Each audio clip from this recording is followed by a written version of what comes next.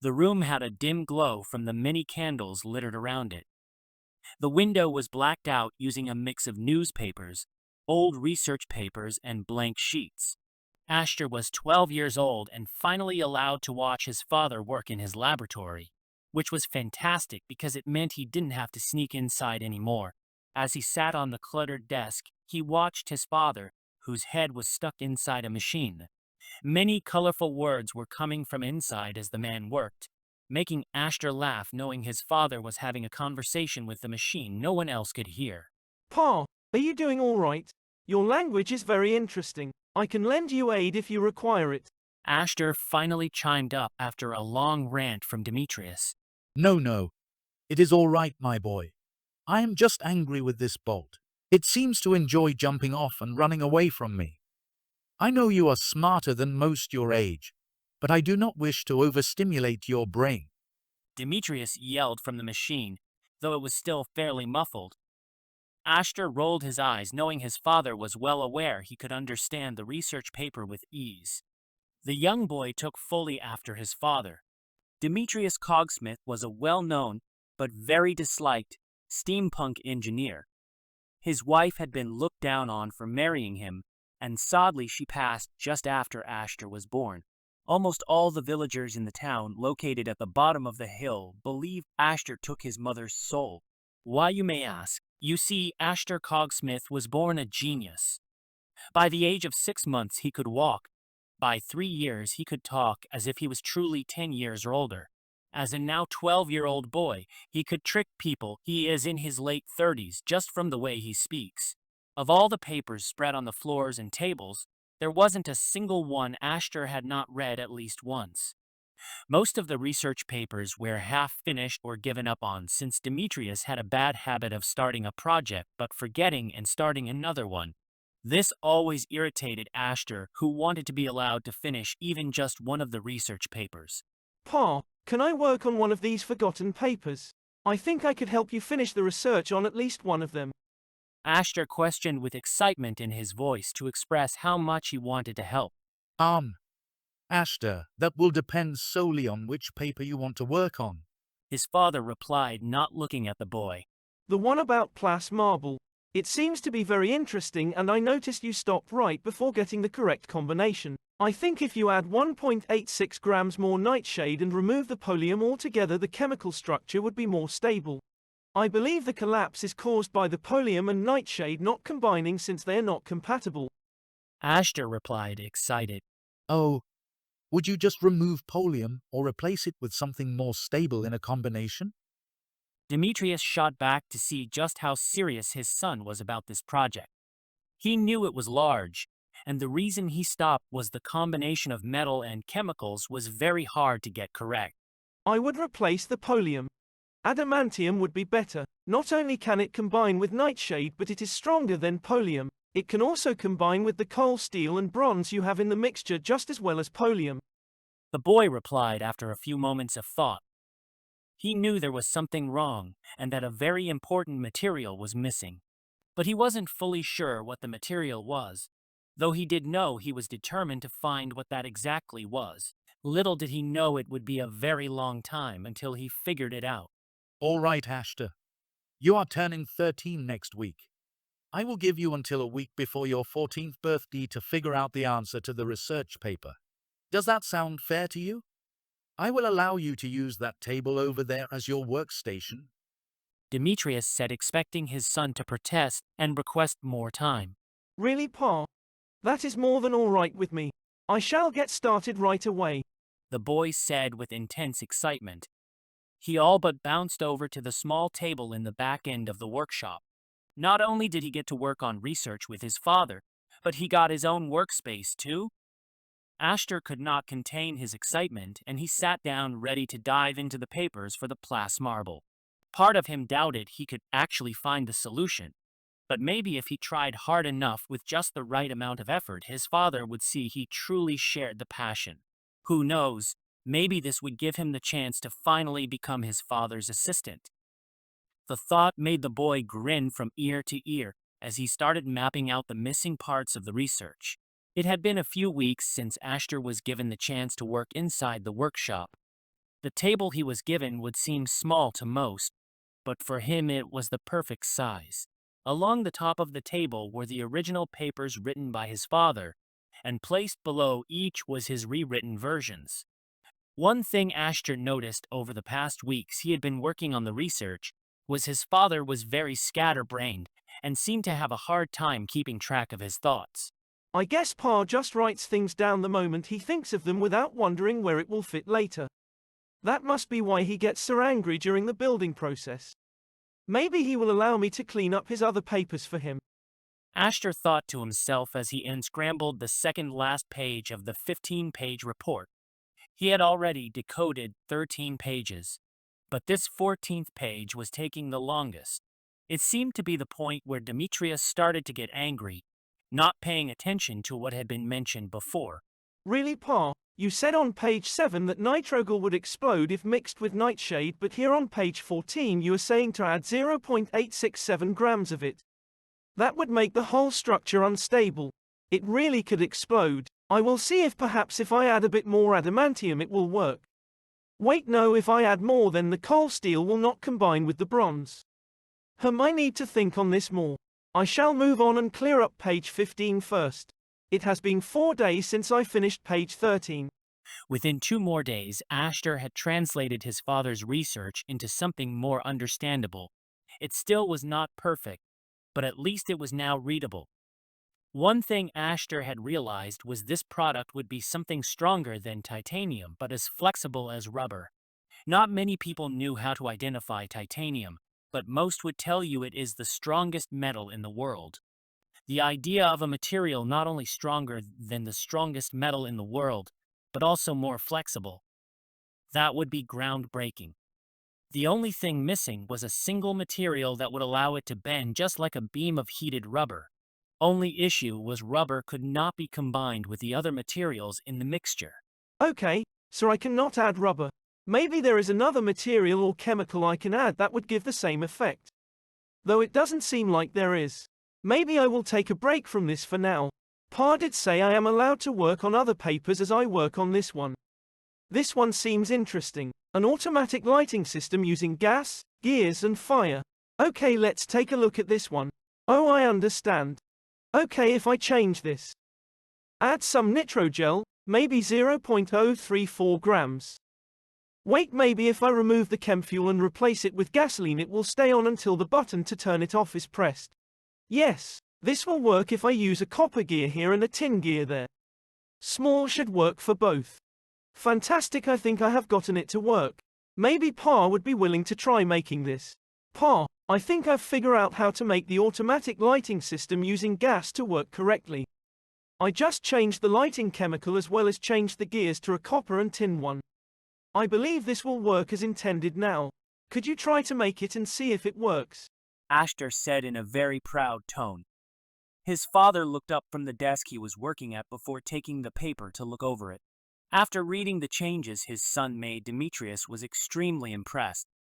Not only did Ashter figure out where he had gone wrong, but he also came up with an excellent solution to the problem he had not figured out. His son really was a genius. All right, son. It seems like you figured out a good solution to the issues I had with this project. Once I'm done with this new cooling device, I will attempt to create what you have come up with. If it works, I will put you as the main researcher. I think that is the only fair thing to do since you figured it out after I gave up on it. I'm very proud of you, Ashter. Your mother would be proud too, I know it. Demetrius replied calmly. The mention of his mother made Ashter feel a bit teary. Even though he didn't know her long, he did remember her a small amount. His memory was very good, and he remembered the few months he got to spend with his mother before she passed away. Seeing his son getting emotional, Demetrius gave the boy a warm smile, saying with his eyes that everything will be all right. With a nod, Ashter silently agreed and went back to his desk. The research had taken up the rest of the day, but he still wanted to find some others he could review for his father. After taking a few moments to calm himself down, Ashter reached for the stack of papers he had gathered from the floors and shelves. All of them were papers his father had decided not to continue work on. So what better way to help his brain find a solution to the plas marble issue than to solve some other smaller research paper issues? One paper caught his eye as he flipped through the pages. It was an idea for a machine that would take any words said into it and write them down onto a piece of paper using a quill. It seemed his father had troubles making the arm that holds the quill right in a line. As it was right now, the arm struggled to move sideways as it wrote out the words, making many of them jumbled together and unreadable. If I remove this piece from the end of the arm and use bronze instead of steel for this part, it might move more smoothly over the paper. The quill also seems to be a bit too large, so maybe if I use a child's quill it would not catch as often. That might make the words space out enough so it is readable. Also, if I don't have it try to write as an adult but as that of a child, it would also have a smoother run. The audio recording device also seems to not pick up certain words well, so I will remove these wires here and replace them with copper wires. That might help.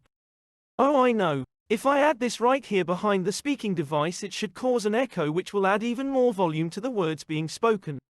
Yes, I think this will work. Pa is already busy with his project and the other one I asked him to make, so I will try and make this on my own. I can go into town tomorrow and get some of these things. I can just say they are for Pa. Ashter knew the townspeople didn't like him or his father, but they always helped them get things they needed for projects. Even though they didn't like the pair, everyone in town knew well that the inventions made inside the house would help them with daily tasks or even tasks previously thought impossible. All Ashter needed to do before going into town was make a list of the materials he needed. There were a few things he knew wouldn't be inside the workshop, like leather, the child's quill, or the wood he would need. These were all things he would need to buy from the townspeople. One thing Ashter did know well about the people in the town is they would charge him more than what the items were worth. But being a child genius, the boy knew how to make it seem like the things he needed were useless. All he needed to do was pretend like he could make the device without the items he was after, and making the person selling said items believe they would be getting the better deal. Was it underhanded? A bit, yes. But it was how things were due to the way people thought of Ashter. After all, they all believed he stole his mother's soul at birth. There was no way anyone would treat him like the child he was. It didn't take long for Ashter to make a list of things he needed for the writing device. On the list, he also added a few things he wanted to get for reference on the plas marble research as well. If he was going to town, then he would make the most of it and get everything needed in one trip. Pa, I need to go into town tomorrow. Is there anything you need me to get for you? I already have a list of foods and drinks as well as more ink and new quills. There is also paper and leather on my list just in case we run out soon. I want to do just one trip tomorrow since I never like the way they look at me when I walk around, but I know you hate it even more than I do. I do need more coal to make the coal steel bars. Also, can you get some extra nitrogle from Marcus? I made an order, but due to his injured leg, he won't be able to deliver it this time. It is not a big load, but just in case, take the cart with you. I filled it with gasoline last night, so you should have enough to get to town and back with no issues. Just be careful. Remember the last time you tried to be fast. It took me 4 days to repair it. With nods, Ashter wrote down the items his father wanted him to get. The cart his father spoke of was something he had invented when Ashter was just a toddler. It was a regular horse cart, but did not need to be pulled by horses. Inside the area where the horses would normally stand was a boxed machine that would allow the cart to move on its own. It could not be used to go long distances, but it was more than able to travel to the town and back. The only downside to the machine was it used gasoline to run, which was not very easy to make, though Demetrius had figured out a way to create a form of gasoline that would work if there wasn't the ability to buy some. This was what was inside the machine now. After finishing up his list and tidying up his desk, Ashter let out a loud yawn and bid his father good night. He knew it would be a very long day for him tomorrow, so he wanted to get as much sleep as possible. It was never easy going into town. It would end up taking him the entire day since he would need to be cautious of who he spoke to and where in town he went. If he went near the church, he didn't even want to think of that. The last time they tried to perform an exorcism on him, That was terrifying, and he never wanted to go through that again. The next morning, Ashter woke before his father. He wanted to get into town early so he could make sure to get everything needed for him and his father. After getting dressed and getting the cart ready, the boy headed off into town. On foot, it took him about an hour, but with the cart, he could get there in less than 20 minutes. He knew the townspeople were used to the cart, so he made sure to stay on the horse paths as he made his way into the village square. He parked the cart under the Founding Fathers' statue, knowing if it were there, no one would try to damage it out of respect for the town father. First stop on his long list was the general store owned by a grumpy man named Mr. Miller's. It was always fun to buy from him because Demetrius had taught Ashter how to haggle. This was the one thing Mr. Miller's respected. He didn't care who you were or what you did in the past. If you could haggle, you had the man's respect, and Ashter was a very skilled haggler. He knew the things he needed would be expensive, so his plan was to make Mr. Miller's believe he needed to give Ashter a good deal in order to get a good deal in the long run. Good morning, Mr. Miller's. I need some things from your shop today for a new project my father is working on. It is a machine that will take any words you speak into it and write it down for you. He is just missing the correct quills and ink jars for it. You see, adult quills and jars are just too large, so he needs child-sized quills and jars. Do you think I could get some? Oh, morning, Ashter. Project, you say? Well, that will depend on what it is and what you think I should charge ya. Tell me what deal ya want and for what ya will give it for. You know the drill here by now, I'm sure, kiddo. Oh, of course, Mr. Miller's. My offer is to give you the first working version of this machine. I know it will be of great help to you when it comes to filling out any orders or shipment forms. You see, if this goes according to plan, then this device can take anything you say into the speaker and write it out onto a paper exactly how you word it. I know my father will plan to sell these once he figures out how to build them, so my offer to you is this. Give me 10 child writing kits for the price of 5, as well as 20 pieces of leather for the price of 15 pieces. Then once this device is ready for distribution, you will get one without charge, as you were the one who gave us the materials to make the machine. Of course, this won't include the repair fees if it ever malfunctions, but you will get a discount on that. Drive a hard bargain there, kiddo. But if I get that thing your father's making for free and a cheap fixing every time it breaks, that sounds good to me. But why you need so much leather? Does this thing really use that much? Then again, no point asking. I won't understand your reasons. All that stuff you and your old man do in that house is a mystery and a half to me. Tell ya what, come back in 2 hours and I'll have all your stuff ready for you to take home. Just leave the money in the usual spot and I'll grab it later, kiddo. Okay, sounds great. I will see you in 2 hours, Mr. Miller's. Thank you for the help.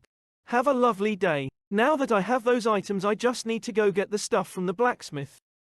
If I go past Margie's house, I should be able to avoid the church guards.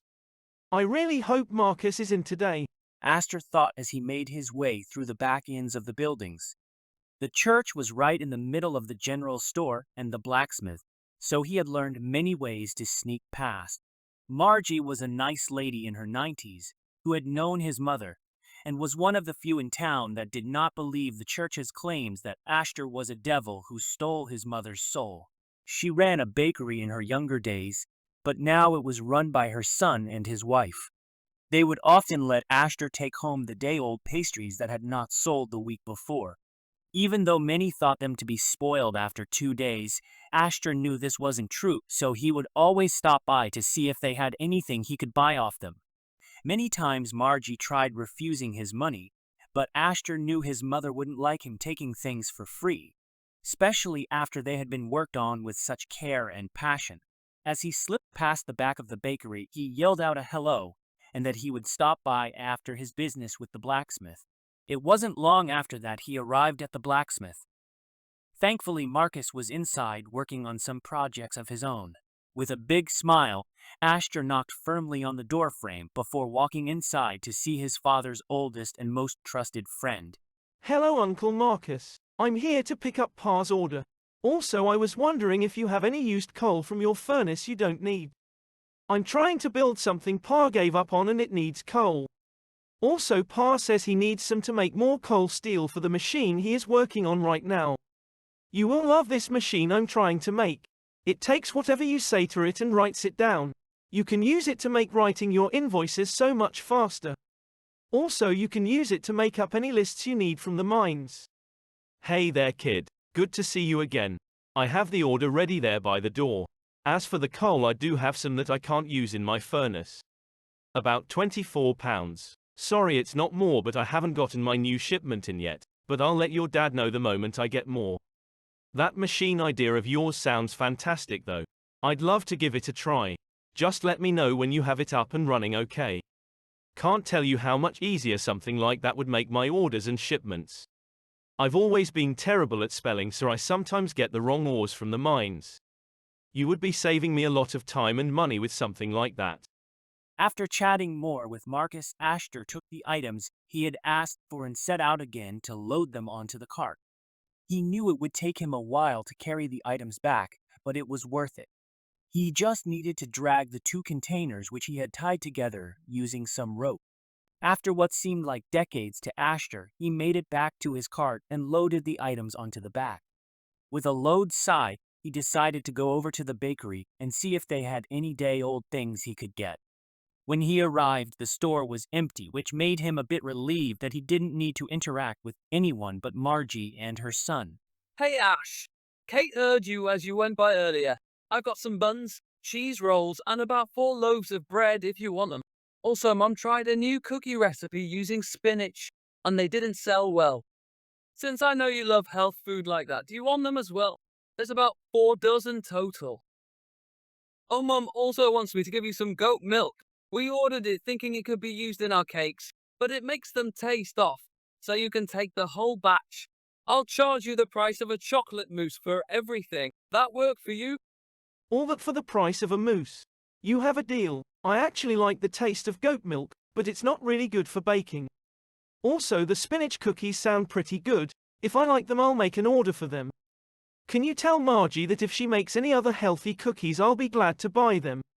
I don't like sweet things, so anything healthy and savory would be amazing. Pa loves that sort of stuff too, so you can rest assured they will be enjoyed by us both. Oh, do you know if I can get some apples and pears this time of year? I know the season for both hasn't started yet here. Sorry, Ash, I don't know. But hey, when we order our next batch of fruits, I'll add in some extra for you. Just come by the 5th of next month. We will give you some pies as well. The baker said with a smile. Ashter nodded happily before taking the items and paying for the goods.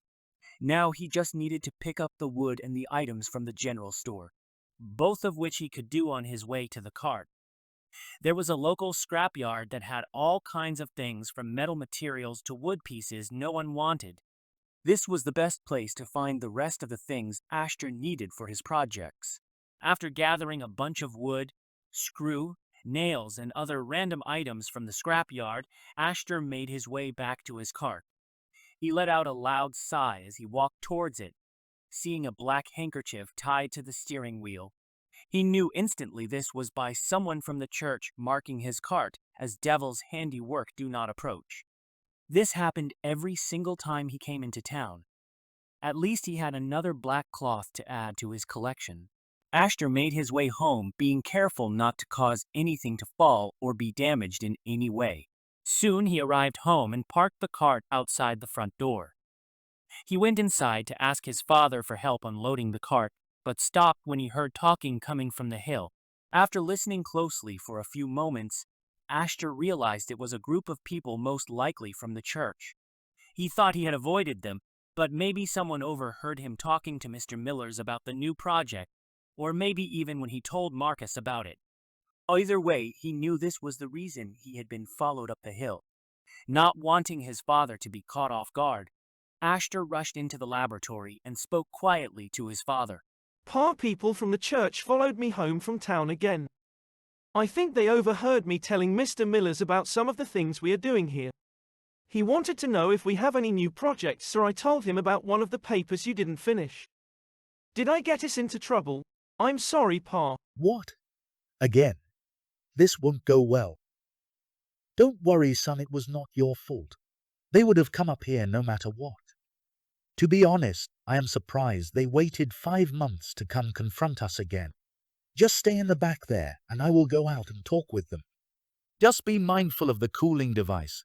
I still have to finish the stabilization work on the cryo chamber, so the coolant is not fully stable and could cause it to misfire.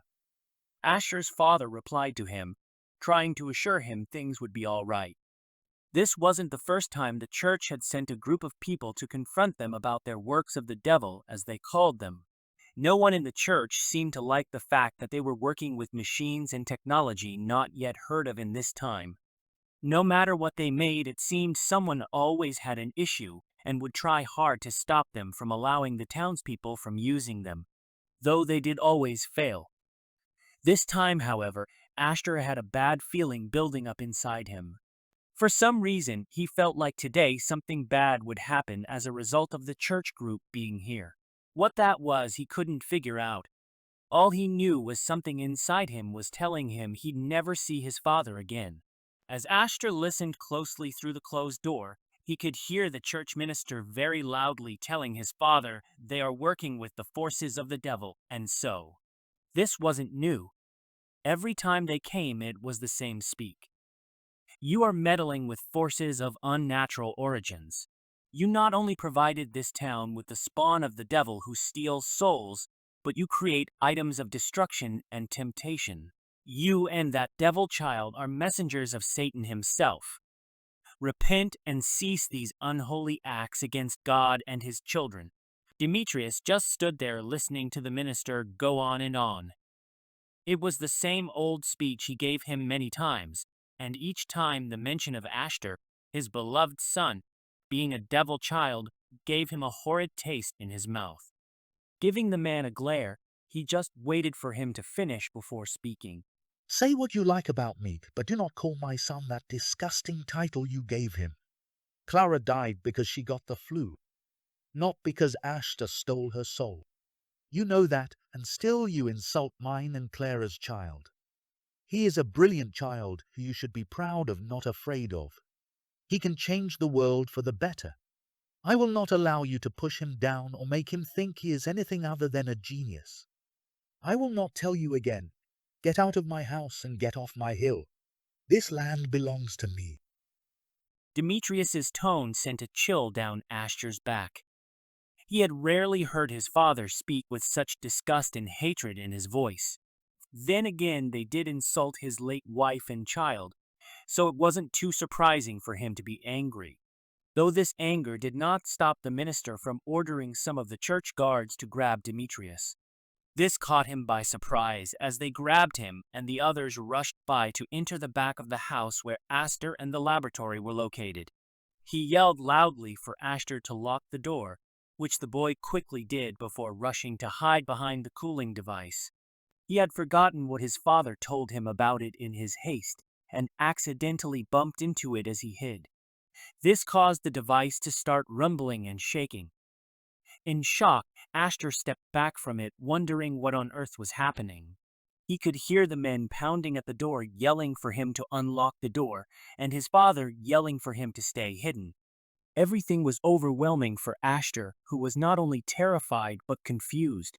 Before he could even call out to his father, the cooling device let out an ear-piercing screech before a large mist-like cloud dispersed from inside of it.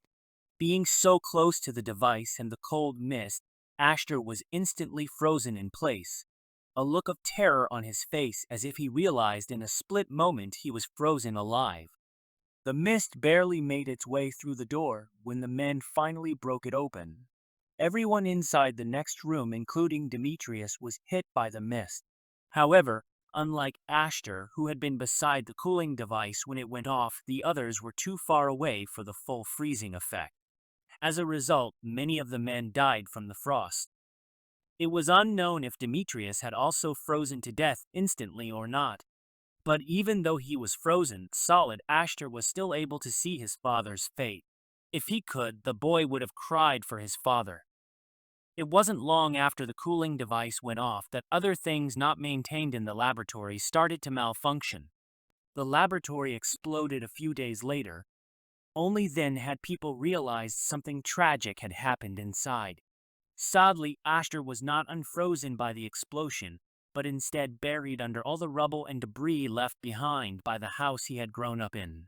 The boy felt lonely and sad for a long time, but eventually he let himself fall into an unconscious state. He hoped he would get a chance to see his father again, but deep in his heart he knew that would never come to be. If only those people from the church had just left them alone. Not blamed him for his mother's death. Not tried to ruin the wonderful life he had with his father. Maybe they would still be working together on projects and making other people's lives better. Now though, thanks to the people who feared new things, it was all gone. Maybe one day Ashter could see a world where new discoveries and technology is embraced, even encouraged. Could such a world ever exist? All he could do now was dream of it,